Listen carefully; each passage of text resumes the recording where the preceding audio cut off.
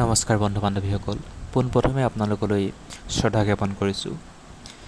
যিসকলে আনুষ্ঠানিক শিক্ষা সমাপ্ত কৰাৰ পিছত এটা চাকৰিৰ বাবে বিভিন্ন ইণ্টাৰভিউ, বিভিন্ন নিয়োগ বাৰ্তা, বিভিন্ন খবৰ লৈ চাকৰি এটা বিচাৰি হাবাথুৰি খাই পৰিছে, তেখেতসকলৰ মৰ্মবেদনা আমি প্ৰতি খোজে খোজে অনুভৱ কৰোঁ। তেওঁলোকৰ মাজত হাঁহি বিৰিঙাই, তেওঁলোকৰ মাজত এটা যোগাত্মক বাৰ্তা, সঁচা বাৰ্তা প্ৰেৰণ কৰে আমাৰ লক্ষ্য। এই লক্ষ্য আগত ৰাখি আৰু এটা খবৰ আপোনালোকলৈ আগবঢ়াইছোঁ। ইতিমধ্যে শিক্ষা বিভাগত আৰু 28,000 পদ মুকলি হ'ব। ইতিমধ্যে প্ৰতিখন বিদ্যালয়লৈ, প্ৰতিটো শিক্ষা বিভাগৰ কাৰ্যালয়লৈ 2023 চন পৰ্যন্ত যিসকল শিক্ষক শিক্ষয়িত্ৰী ৰিটায়াৰমেণ্ট হ'বলৈ গৈ আছে, তেখেতসকলৰ ডাটা বিচাৰিছে, অৰ্থাৎ সেই পদখিনি পূৰণ কৰা হ'ব। আৰু এটা ভাল খবৰ যে আগতে নিউ প্ৰভিঞ্চিয়েলাইজ নতুনকৈ প্ৰাদেশিকৃত বিদ্যালয়ত পদসমূহ চৰকাৰী নিযুক্তিৰে পূৰ্ণ কৰা নাছিল। গতিকে এইবাৰ সেই ভেকেণ্ট পষ্টখিনি, যিখিনি নিউ প্ৰভিঞ্চিয়েলাইজ স্কুল নতুনকৈ প্ৰাদেশিকৃত বিদ্যালয় আছিলে, এইবাৰ তাতো নিযুক্তি হ'ব। ইতিমধ্যে বহুকেইটা সন্থাৰ লগত চৰকাৰৰ আলোচনা হৈছে। অসম ৰাজ্যিক প্ৰাথমিক শিক্ষক সন্মিলনী, কলেজ শিক্ষক সন্থা, মাধ্যমিক শিক্ষক সন্থা, টেট শিক্ষক সন্থা, এইকেইটাৰ লগত আলোচনা হৈছে। আৰু ইয়াৰ পৰা যথেষ্ট যোগাত্মক সঁহাৰি ইতিমধ্যে মুকলি হৈছে। আপোনালোকে ইয়াৰ খবৰকেইটা মই জনাম আপোনালোকক। ইতিমধ্যে 1 আগষ্টত হৈ গৈছে টেট শিক্ষকৰ লগত, 17 জুলাইত হৈ গৈছে প্ৰাথমিক শিক্ষক সন্মিলনীৰ লগত, আৰু বিভিন্ন সময়ত মাধ্যমিক শিক্ষক সন্থা আৰু বিভিন্ন ছাত্ৰ সংগঠনৰ লগত ইতিমধ্যে চৰকাৰে আলোচনা কৰিছে। এই ক্ষেত্ৰত আমি তাৰ যোগাত্মক ফল অনুভৱ কৰিম। অসমৰ চৰকাৰী বিদ্যালয়বিলাকৰ লগত ইতিমধ্যে দিল্লীৰ চৰকাৰী বিদ্যালয়ৰ লগতো টুইট যোগে এক যুদ্ধ আৰম্ভ হৈছে। গতিকে আশা কৰিছোঁ অনাগত দিনত অসমৰ শিক্ষা ব্যৱস্থাই বিভিন্ন ৰাজ্যৰ তুলনাত গুণগত মানদণ্ড উন্নত কৰিবলৈ সক্ষম হ'ব।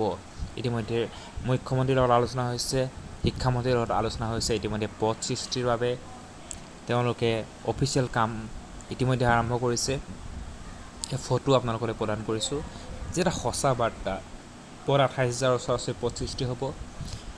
LPত প্ৰায় 12,000 পদ সৃষ্টি হ'ব। ইয়াৰ শেষলৈ মই দেখুৱাম যে বাতৰিকাকতত প্ৰকাশ পাইছে যে কিমান পদ খালী আছে, কিমান শিক্ষক আমাৰ ট্ৰেইণ্ড নহয়। এইখিনি সকলোখিনি কথা ওলাই পৰিব। এটা যোগাত্মক বাৰ্তা। ছেপ্টেম্বৰৰ লাষ্টত বা অক্টোবৰত আমাৰ এডভাৰটাইজমেণ্টখিনি প্ৰকাশ পাব। এটা বেছি দিনীয়া প্ৰচেছ নহয়, আজিকালি অনলাইন প্ৰচেছেই হয়। তেখেতসকলে অনলাইনত ছাবমিট কৰিব যিখিনি ভেকেণ্ট পষ্ট আছে। ডাইৰেক্টৰ অফিচৰ পৰা সেইখিনি SIO এপ্ৰুভেল লৈ, ফাইনেন্সৰ এপ্ৰুভেল লৈ সেই পষ্টখিনি খুলি দিব। আৰু কথা, নতুন স্কুলবিলাক এতিয়া মাৰ্জ হৈছে, তাৰ যোগেদিও বহুত পদ বিলুপ্ত হ'ব। তথাপিতো আশা কৰিছোঁ যে স্কুলবিলাকত কম হৈ থকা শিক্ষকৰ পদসমূহ পূৰণ হ'ব। দেখিছেনে 28,000 পদ পূৰণ হ'ব। ইয়াৰ ভিতৰত আছে প্ৰায় 12,000 ওচৰা-ওচৰি পদ আছে LPত আছে, আৰু বাকীসমূহ পদ হাইস্কুল, ME স্কুল, কলেজ পৰ্যন্ত খালী হৈ আছে। প্ৰায় 28,190টা পদ গোটেই শিক্ষা ব্যৱস্থাত ITI হওক বা IIT ইনষ্টিটিউটবিলাকত পদ খালী হৈ আছে, আৰু সেইবিলাকো লাহে লাহে শিক্ষা বিভাগৰ আওতাত আহি পৰিছে যিহেতু, গতিকে তেখেতসকলকো পূৰণ হ'ব। ইয়াৰ 13,217টা পদ আছে LPত খালী হৈ আছে, আৰু 14,973টা। ইমানটো গ্ৰাফিক্সটো সম্ভৱ নহয় কৰাটো, আৰু আপোনালোকে ইমানো নিৰাশাজনক হ'বলৈ একো নাই। আমি ভিডিঅ'টো কৰিছোঁ আপোনালোকৰ যোগাত্মক সঁহাৰিৰ বাবে। আমি এডভাৰটাইজমেণ্টটো হ'ব বুলিতো ইমান নাজানো, আমি আশা কৰিছোঁ আমি প্ৰতিজনে আপোনালোকৰ মৰ্ম বেদনা উপলব্ধি কৰোঁ। মই সেইকাৰণে পুনৰবাৰ আপোনালোকক কৈছোঁ যে আমি আপোনালোকৰ যোগাত্মক দৃষ্টিভংগীৰ বাবে আমি ভিডিঅ'টো কৰিছোঁ। যিসকল হাইস্কুলত হওক বা আমাৰ LP স্কুলত শিক্ষাভিত্তিক দিছিলে, ষ্টেট পুল দিছিলে, ষ্টেট পুল মানে নতুনকৈ একেবাৰে শেষত তেওঁলোকক লৈছিলে, তেখেতসকলৰ নামত চৰকাৰে কিছুমান নিয়মীয়া পদ ব্লক কৰি দিছিলে। সেই 8,000 পদো ইতিমধ্যে প্ৰাথমিক স্তৰত খুলি দিয়া হ'ব। মাধ্যমিক স্তৰৰ যিখিনি কণ্টেক্সুৱেল টিচাৰৰ নামত কিছুমান পদ আছিলে, আৰু সেই পদসমূহ ইতিমধ্যে তেখেতসকলে ৰেগুলাইজ হৈছে। কিছুমান আধা সংখ্যক তেখেতসকলৰ পদসমূহো চৰকাৰে খুলি দিব।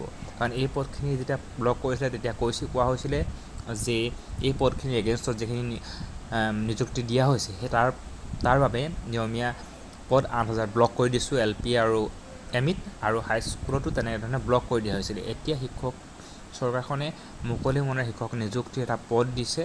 ইতিমধ্যে এক নিকাভাৱে, স্বচ্ছভাৱে এক নিযুক্তি হ'ব বুলি আমি আশা কৰিছোঁ, আৰু হিন্দী শিক্ষকৰো এবাৰ নিযুক্তি হ'ব। ধন্যবাদ।